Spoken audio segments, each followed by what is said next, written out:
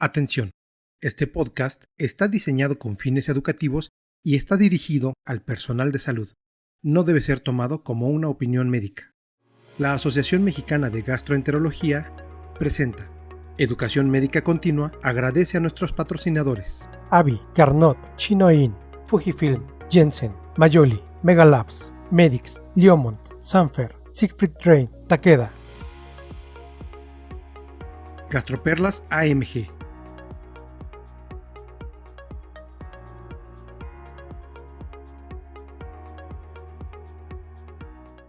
Buen día a todos, bienvenidos a su podcast Gastroperlas de la Asociación Mexicana de Gastroenterología en la temporada 3.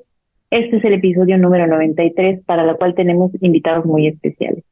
Antes de comenzar, quiero agradecer a todos los laboratorios involucrados en educación médica continua y que nos permiten llevar a cabo estos podcasts. El día de hoy hablaremos de metales en el hígado, en quién y cómo sospechar. Las enfermedades hepáticas ocasionadas por las alteraciones en el metabolismo de los minerales son infrecuentes en nuestro país. No obstante, debemos tenerlas presentes en los pacientes que presentan alteraciones de la función hepática y en aquellos que se encuentran en estudio histológico de cirrosis hepática que no logramos dilucidar una causa clara. En estas entidades clínicas nos encontramos con la hemocromatosis y la enfermedad de Wilson. Para hablar de estos temas nos acompañan dos hepatólogos expertos. La doctora Eira Cerda Reyes, gastroenteróloga y hepatóloga, jefa del Departamento de Investigación en el Hospital Central Militar y pertenece al Sistema Nacional de Investigación Nivel 1 de CONACYT. El doctor Nicolás Joaquín Fernández Pérez, gastroenterólogo y endoscopista por la Universidad de Guadalajara, cuenta con un máster en hepatología por la Universidad Autónoma de Madrid y actualmente es presidente de la Sociedad de Gastroenterología del Estado de Guanajuato. Lleva a cabo su práctica clínica privada en el Departamento de Medicina Interna del Hospital Ángeles de León, Guanajuato. Muchas gracias a ambos por estar con nosotros en este podcast.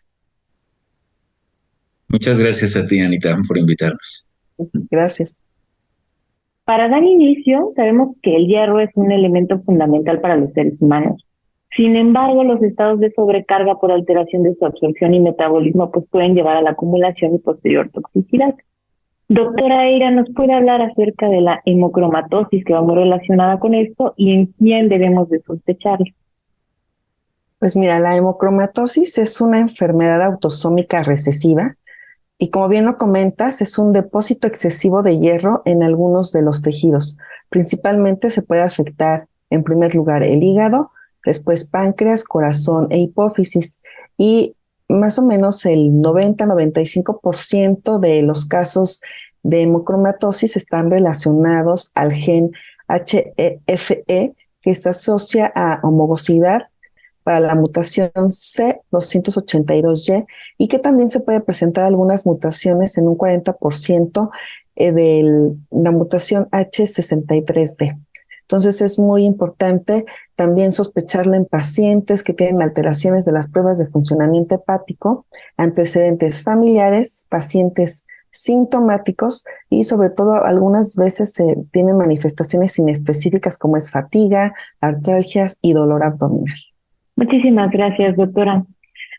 Como bien comenta, las manifestaciones clínicas son variadas, es heterogénea y la severidad de la enfermedad está en proporcional a la sobrecarga de hierro.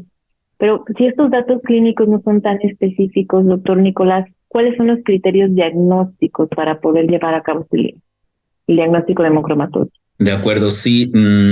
Ese es un detalle importante porque clínicamente decíamos que pues no existen así datos así como muy específicos, ¿no? De repente hay algunas manifestaciones clínicas que nos podrían ayudar un poquito a la sospecha diagnóstica en estos casos. Debemos de decir que la hemocromatosis tiene varias manifestaciones clínicas, tanto a nivel hepático, a nivel cardíaco, por ejemplo, a nivel dermatológico, a nivel articular, por ejemplo. Este tipo de manifestaciones podrían de alguna manera, digamos, ayudar a sospechar un poquito del problema, pero definitivamente que la cuestión diagnóstica, es decir, el criterio diagnóstico, se basa más bien en la sospecha clínica, pero sobre todo en la determinación de algunos marcadores bioquímicos que tenemos que conocer. Y específicamente, pues estos marcadores bioquímicos pues son la saturación de transferrina, que es una prueba muy fácil de obtener en una cinética de hierro que podemos solicitar comúnmente pues en el laboratorio, y una ferritina sérica, que esos dos pruebas son muy importantes en ese punto. De tal manera que si nosotros tenemos un paciente que tiene una saturación de transferrina por arriba del 45% o del 50% en hombres, 45% en mujeres o del 50% en hombres o mujeres posmenopáusicas, que también eso es muy importante hacer hincapié, pues es un tema de sospecha muy importante. Y si además tenemos una ferritina elevada por arriba de 300, pues eso hace generar una sospecha diagnóstica muy fuerte, y eso requerirá la determinación de la mutación genética del gen HFE que decía la doctora Eira hace un momento.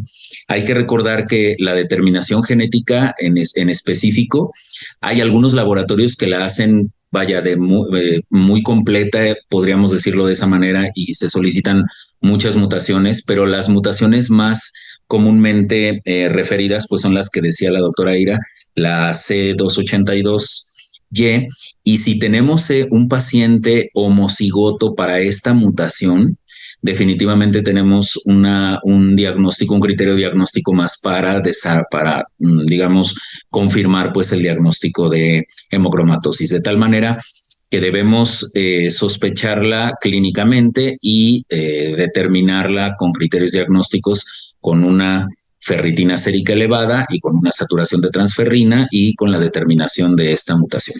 Muchas gracias, doctor. Doctora Eira, en estos pacientes que tienen datos clínicos, que bioquímicamente encontramos alteraciones compatibles, incluso que pueden salir con alguna mutación específica de la hemocromatosis, ¿es necesario realizar una biopsia hepática o nos quedamos con los criterios clínicos y bioquímicos? Es una pregunta muy interesante, porque lo acaba de decir muy bien Nicolás. Actualmente hay disponibilidad de las pruebas genéticas, y que pues algunas veces hoy en día las biopsias hepáticas se utilizan para hacer el diagnóstico en algunos casos muy específicos, sobre todo si también se sospecha que haya alguna otra sobrecarga de hierro no relacionada al gen HFE. Algunas directrices actuales recomiendan hoy en día hacer biopsia hepática en aquellos pacientes homocigotos para la mutación C282Y o heterocigotos que estén compuestos tanto para la mutación C282Y y H36D mayores de 40 años, y que tengan sobre todo una concentración de ferritina sérica arriba de 1000 microgramos sobre 100 mililitros, que tengan también alteraciones de la bioquímica hepática, que tengan hepatomegalia o que tengan ambos criterios de la ferritina mayor, así como la alteración de las pruebas de funcionamiento hepática y la hepatomegalia. Son algunos de los criterios que actualmente se maneja, y de acuerdo a la Asociación Americana para el Estudio del Hígado, ellos lo que recomiendan es realizar una biopsia hepática a todos los pacientes heterocigotos para la mutación C82Y y que tengan también elevaciones de la concentración de hierro y de la bioquímica hepática.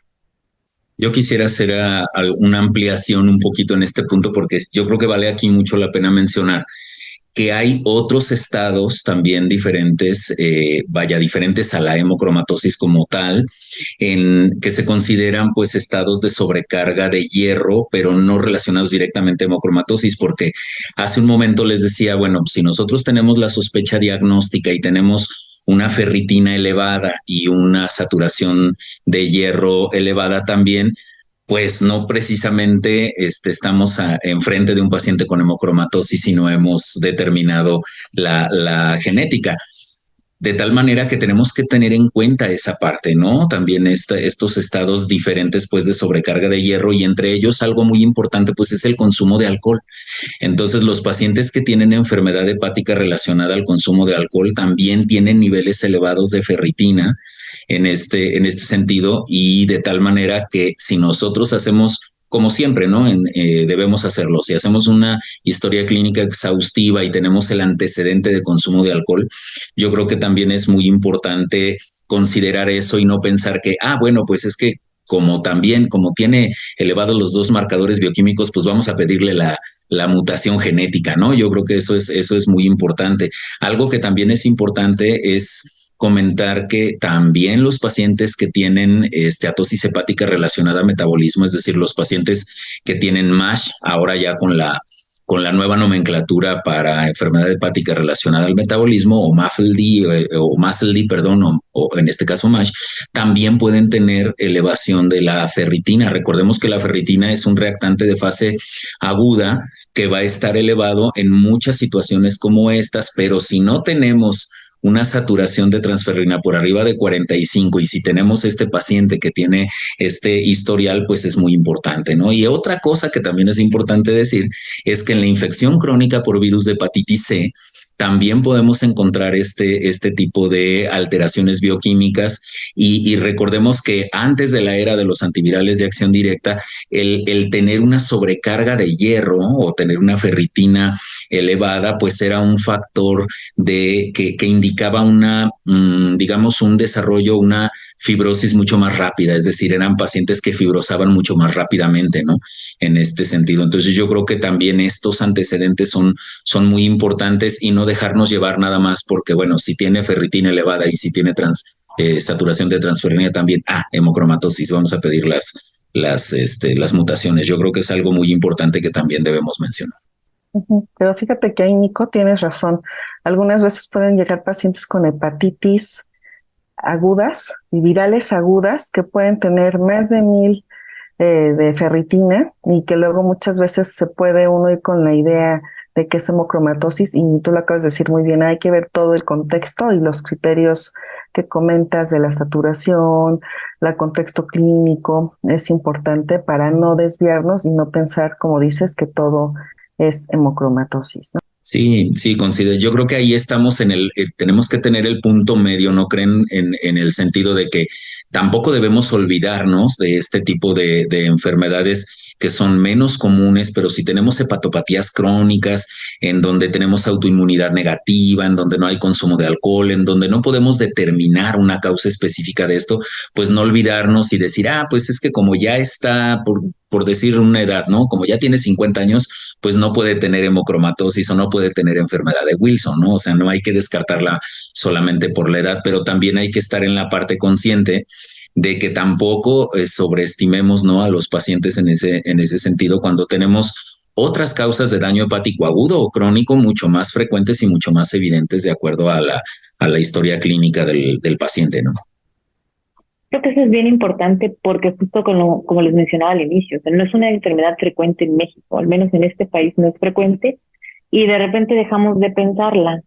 Entonces, es importante considerarla, sí, pero también descartar todas las causas secundarias de depósitos de hierro porque tiene muchas implicaciones en el tratamiento. O sea, no es lo mismo que empecemos un tratamiento para hemocromatosis que consideremos que es una hepatitis C o que se trata por causas secundarias de hígado graso o es una infección viral, porque cualquier infección viral, incluso lo vimos con COVID, pues nos puede elevar con los marcadores de inflamación como la ferritina, ¿no? Absolutamente de acuerdo.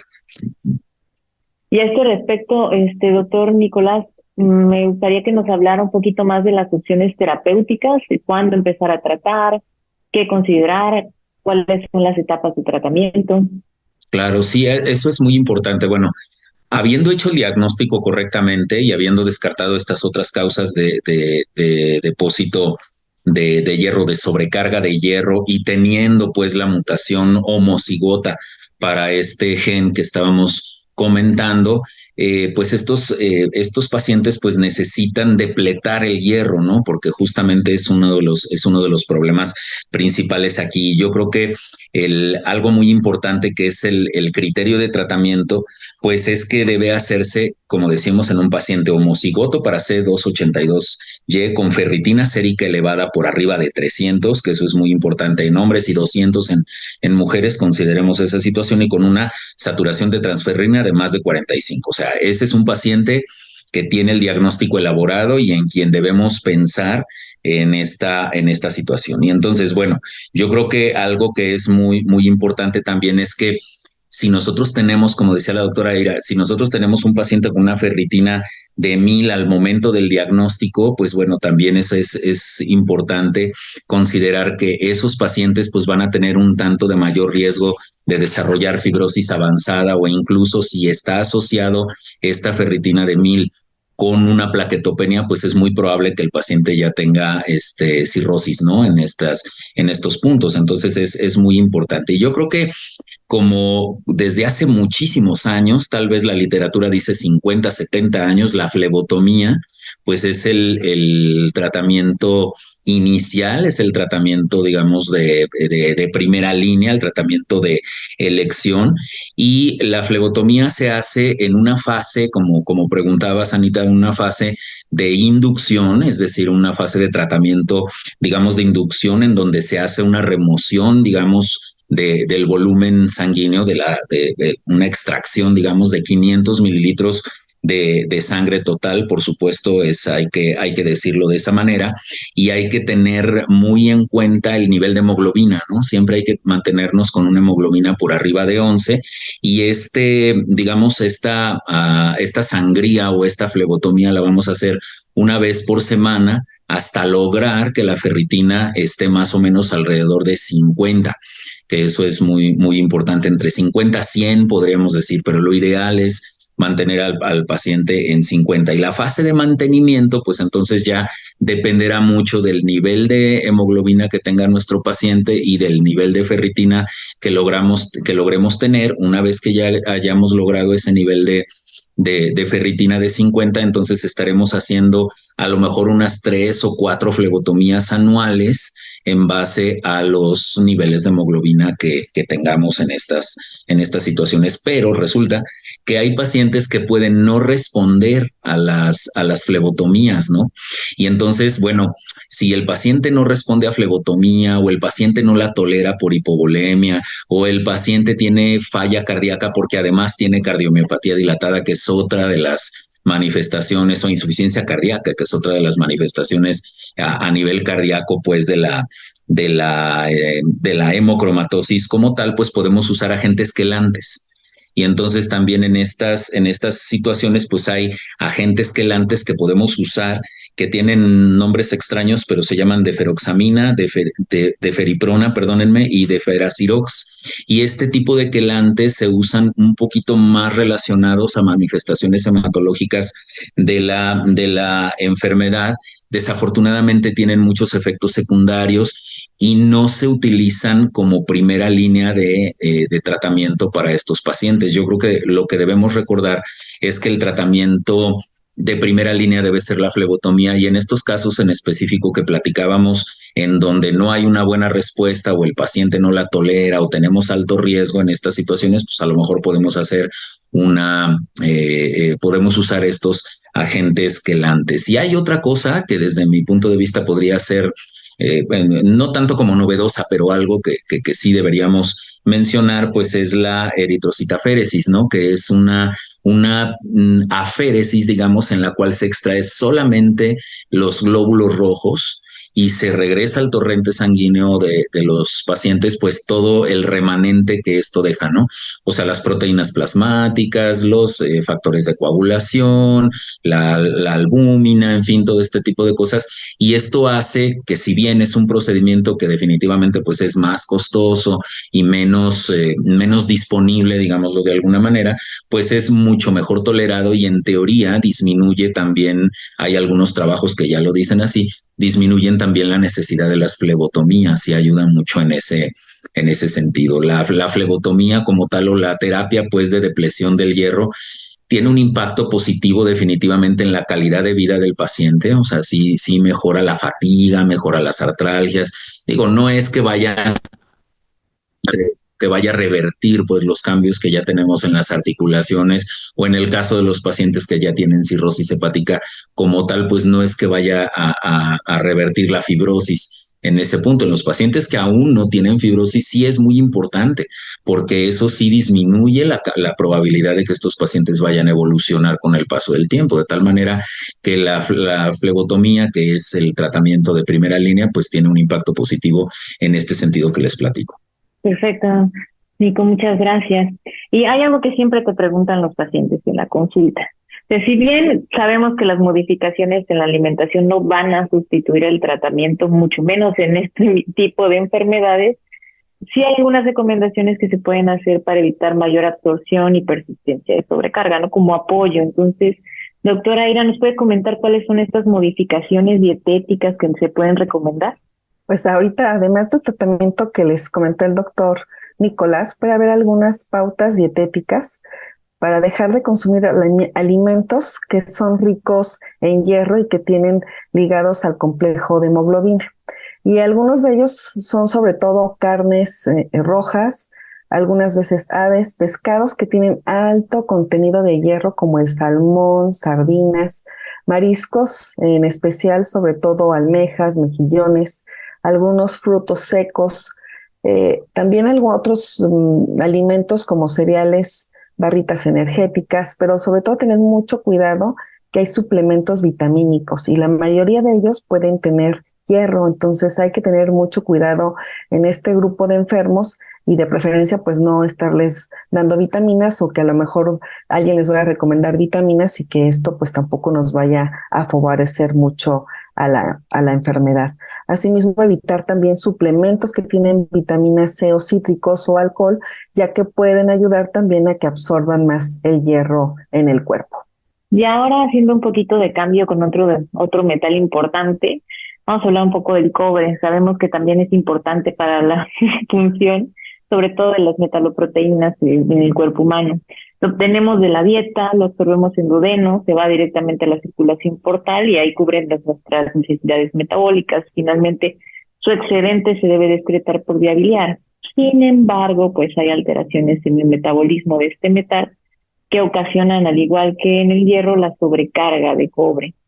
A este respecto, doctor Nicolás, ¿nos puede explicar de qué se trata la enfermedad de Wilson y en quiénes sospecharla? Claro, por supuesto. Sí, si hablamos de enfermedad de Wilson, pues estamos hablando específicamente pues del metabolismo, de alteraciones en el metabolismo del cobre.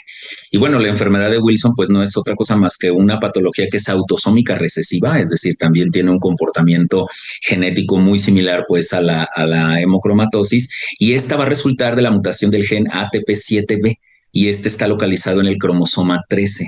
Eso es algo que la caracteriza pues importantemente, y eso hace que exista un depósito de cobre a nivel hepático, que eso es la principal, digamos, manifestación, pero también a nivel cerebral.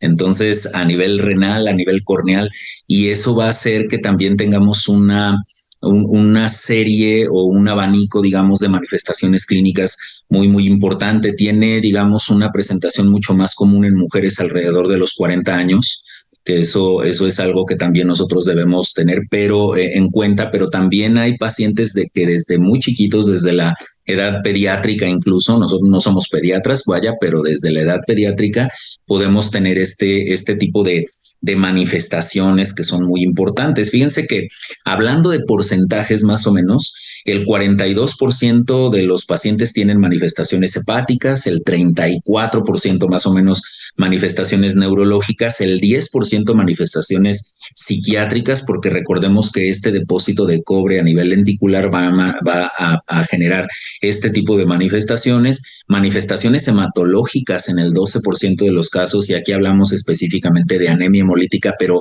no inducida por inmunidad, que eso es muy, muy importante y que más adelante seguramente lo vamos a comentar, y que eso nos debe hacer sospechar esto.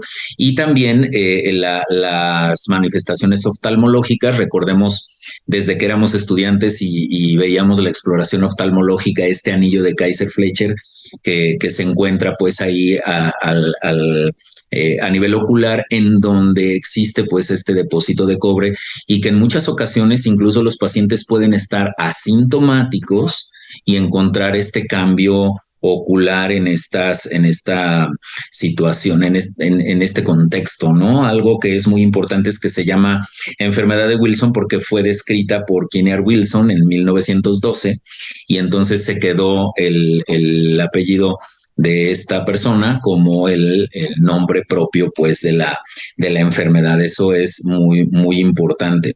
Entonces, hace un momento también decías, Anita, que de acuerdo al metabolismo pues del cobre, este se tiene que excretar a nivel de la vía biliar y entonces todas las enfermedades colestásicas disminuyen la excreción de cobre y eso genera que exista también depósito de cobre en el hígado y por lo tanto no tenemos que confundirnos en esas circunstancias porque si tenemos pacientes sobre todo que tienen colestasis extrahepática, pues van a generar este depósito o este exceso de cobre a nivel hepático. Entonces yo creo que es algo que es muy importante que debemos tener. Y yo creo que una situación de sospecha, como decíamos, en quién sospechar este tipo de problemas, pues bueno, es el contexto de un paciente con una enfermedad hepática crónica y manifestaciones psiquiátricas o manifestaciones psicológicas, ¿no? Eso es muy importante, que de repente es difícil, ¿no? Es difícil de repente decir, bueno, este paciente está teniendo este tipo de manifestaciones neurológicas, psiquiátricas o psicológicas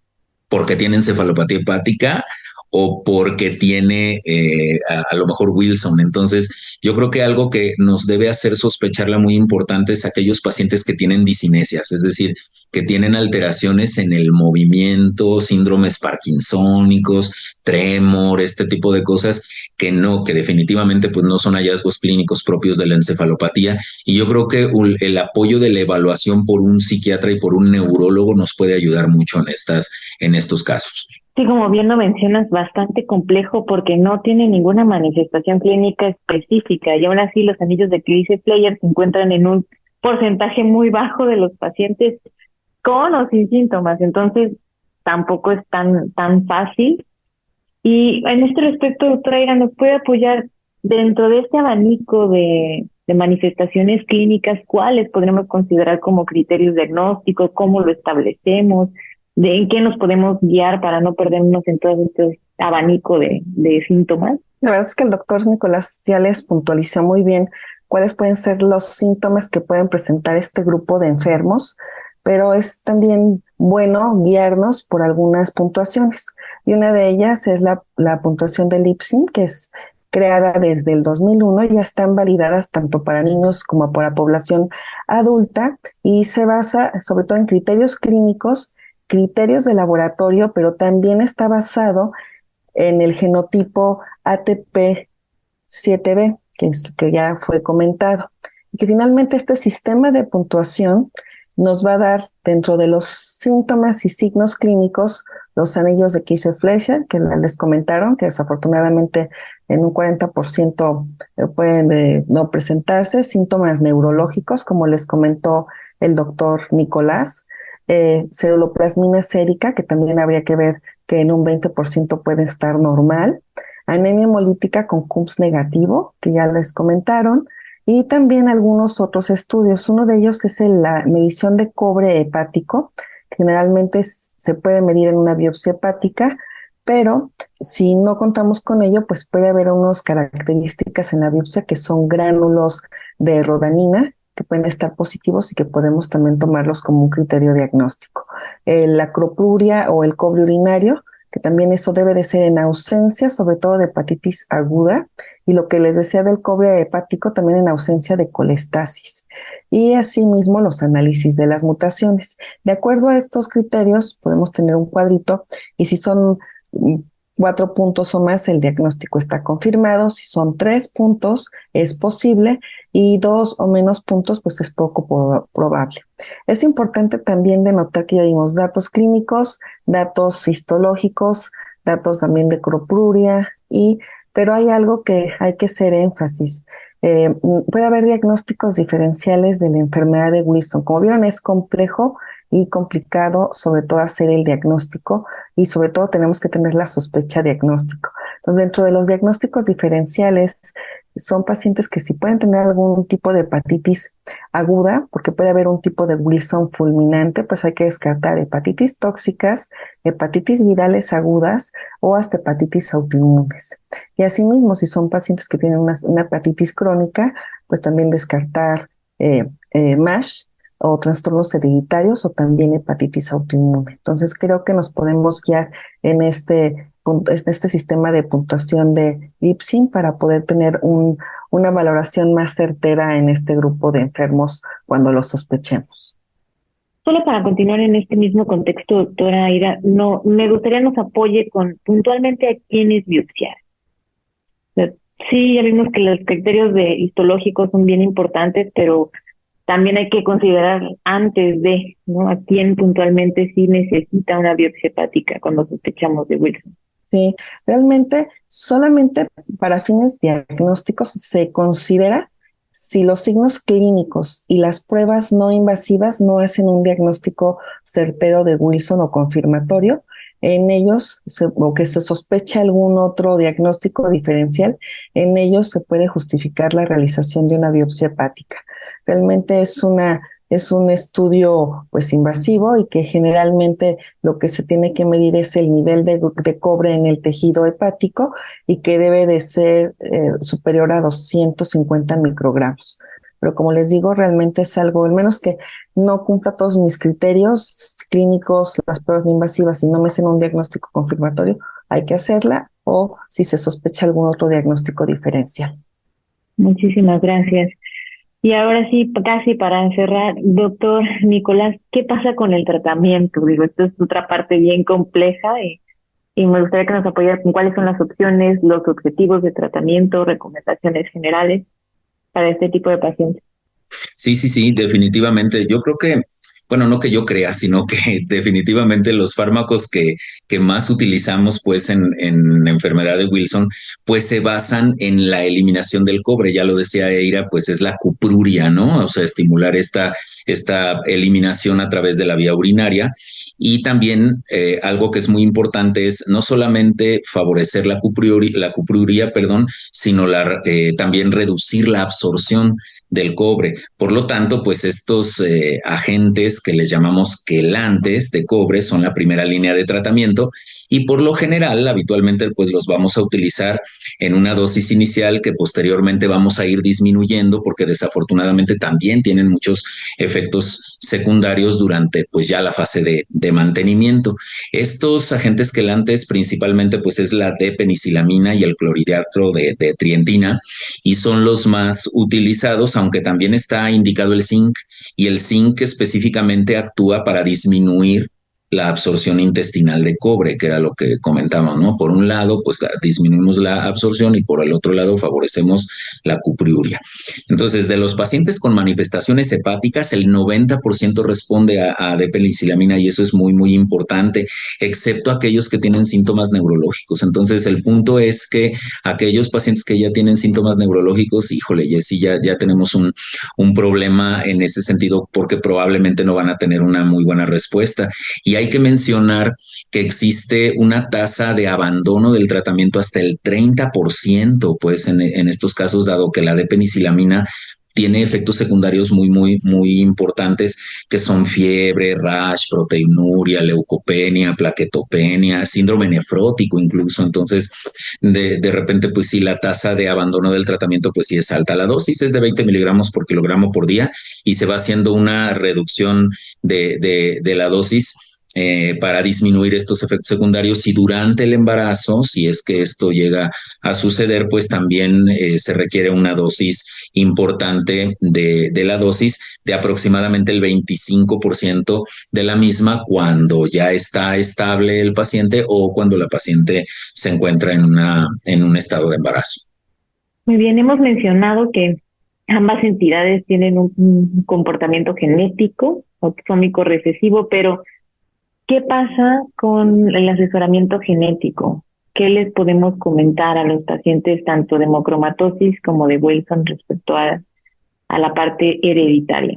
Claro, sí, yo creo que, sí, claro. Yo creo que eso es importante porque de repente cuando uno hace un diagnóstico de esta naturaleza y decimos es genético, pues el paciente, la familia, luego, bueno, ¿y qué va a pasar? ¿Qué onda con mis otros hijos o conmigo? ¿O qué va a suceder, ¿no? En esta situación. Entonces yo creo que sí es algo muy importante, incluso hasta cuando hacemos otro tipo de diagnósticos, oiga, ¿y el hígado graso es hereditario? Y, o sea, desde ahí ya hacen esa pregunta, pues con mayor razón cuando les hablamos de una enfermedad así. Entonces, algo que es muy importante en el caso de hemocromatosis es que todos los familiares de primer grado de pacientes que estén diagnosticados y que tengan hemocromatosis hereditaria relacionada al gen HFE confirmada, es decir, que tengan una homocigosidad del gen C282Y, sí es muy importante realizar una prueba pues a estos pacientes, pero siempre y cuando sean familiares en línea directa. Recordemos que este tipo de enfermedades pues son autosómicas recesivas, ¿no? Entonces eso es importante, de tal manera que si nosotros, por ejemplo, tenemos un papá que tiene un papá o una mamá que tiene este tipo de problema y ya tienen un hijo, pues entonces si se le hacemos pruebas al hijo, pues sí, pero igual podríamos hacérsela también al otro papá, es decir, a la mamá en este caso, o al papá, si fuera al revés. Y entonces, si este segundo padre es negativo, pues lo más seguro es que el hijo sea heterocigoto. Y recordemos que la heterocigosidad en la hemocromatosis realmente tiene un riesgo de depósito de hierro muy, muy, muy bajito. Y entonces realmente ahí no tendríamos que hacer grandes cosas, ¿no? En ese sentido. De tal manera que yo creo que esa es una manera importante de aconsejar a la gente que tiene hemocromatosis. Y en el caso de la enfermedad de Wilson, la verdad es que tiene una prevalencia muy, muy, muy bajita, o sea, se reporta 1 por cada 30,000 habitantes y la frecuencia de portadores con esta mutación que ya decía la doctora Eira, que es la ATP7B, es de un 1% y el riesgo de los hijos de padres afectados que la padezcan es de 1 en 200, ¿no? Ya que aproximadamente, digamos que 1 de cada 30,000 personas son homocigotas y una de cada 100 son heterocigotas del gen mutado. Entonces, la verdad de las cosas es que también se recomienda pues que en los familiares que sean en línea directa, incluso hay algunas recomendaciones ahí que aunque estén asintomáticos, porque ya vimos que de repente la enfermedad puede pasar asintomática, pues podríamos hacer evaluaciones de entrada con ceruloplasmina, por ejemplo, con una evaluación oftalmológica, con situaciones no invasivas, como decía la doctora Eira, y hacer un consejo definitivamente personalizado en base a los resultados que vayamos obteniendo, ¿no? Pues muchísimas gracias a ambos, muy claro y muy dinámico este podcast. Y ya para concluir, me gustaría que nos dieran 2 perlas finales para llevar a casa, doctora Eira. Bueno, ya vimos que son enfermedades raras. La enfermedad de Wilson es muy poco frecuente y el diagnóstico es difícil.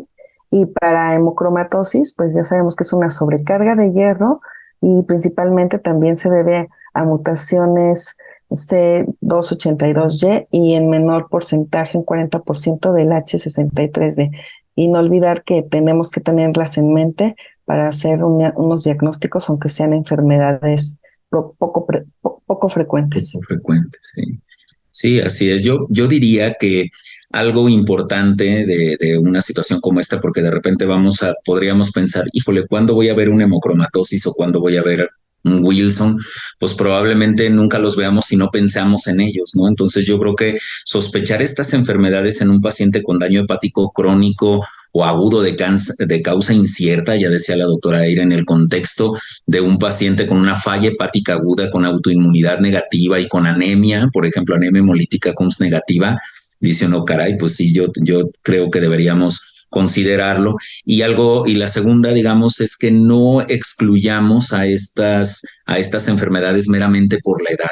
Yo creo que tenemos esa situación muy, muy en la cabeza, así de que, bueno, pues tengo una paciente que llegó con cirrosis, por ejemplo, o con una enfermedad hepática crónica en estudio, pero tiene 52 años de edad, pues probablemente no tenga ni Wilson, ni hemocromatosis, ni deficiencia de alfa-1 antitripsina, ¿no?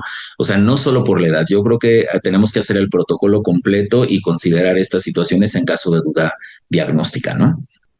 Pues muchísimas gracias a ambos. Ha quedado, yo creo que bastante claro este tipo de enfermedades que, aunque infrecuentes, como bien nos comenta Nicolás, tenemos que pensar en ellas, porque si no las buscamos, no las vamos a reportar jamás, ¿no? Pues muchísimas gracias a ambos por acompañarnos en este podcast. Muchísimas gracias. Gracias a todos por escucharnos y gracias a la MG y gracias a ti, Anita. Y un placer compartir contigo, Eira.